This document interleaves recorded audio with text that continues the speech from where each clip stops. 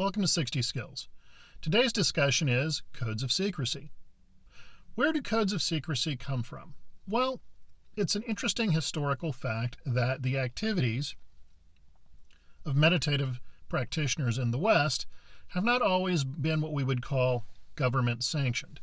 In fact, there have been many periods in the West where openly operating a mystery school or meditative school simply wasn't practical. Now, depending upon who you ask, prior to the mid-1400s, that period of time we refer to as the start of the Inquisition, most of the technologies you currently see in place in Asia involving meditative practice existed in the West as well. Now, I'm not saying that there were Buddhist monasteries in France. That's not what I'm saying at all. What I'm saying is that the fundamental technologies used were present in the West, just as they were in the East. When the Inquisition happened, a variety of things happened.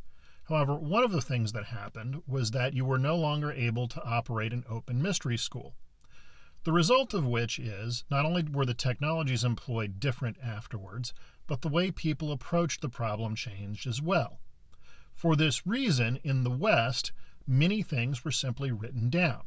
Now, the way this normally worked at the time was, the authorities found you, and they would come to you and go, "We understand what you're doing.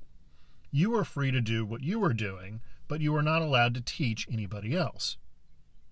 The simple fact of the matter is, during the entire recorded history of the Inquisition, approximately 2,500 people were killed. When you break this down, that's about 500 people a century. Now, that's not to say that village trials and local issues didn't kill a tremendously large number of people overall, but the fact of the matter is, in terms of church-sanctioned executions, the numbers really weren't that high. They were just much more interested in stopping the behavior versus killing people. Now, so let's say you were a meditative practitioner. You couldn't operate an open school, so what you would do is one of your students would have a pretext to come visit you for a few days. They would come, maybe deliver firewood, deliver bread, come on business. They would study with you for a couple of days. You would write down further instructions for them, and then they would come back in a few months once they had accomplished that particular meditative goal. So codes of secrecy came into play, and writing things in code became important as well. This way, the authorities wouldn't really know what you were doing. Now, there is another role in codes of secrecy as well. We've talked before about this thing called the Agregore, or the Agregore effect.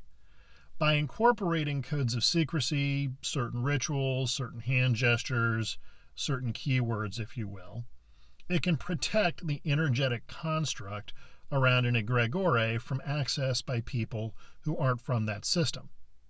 Now, what's curious about this is someone who's trained can touch the energy, they can feel the energy, they just won't be able to make a withdrawal from the bank, so to speak. So codes of secrecy had both the practical application in terms of society didn't like what you were doing and wanted to discourage it, and this is how you protected yourself, and an energetic or esoteric aspect of keeping unwanted interlopers from coming in and interfering with the work that your organization had already accomplished. So you have to keep in mind that codes of secrecy existed for a reason. Now, in many ways, these codes of secrecy are now outdated, with a caveat. And the big caveat is Western society is currently having a bit of a renaissance when it comes to esoterica and meditative practice.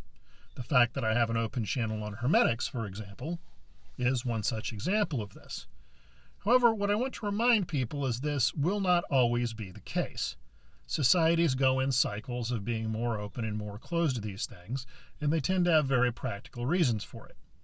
One of the many things involving the birth of the Inquisition that gets left out is at the time in the 1400s, there were a variety of cults operating in Western Europe that were literally causing government to fall apart.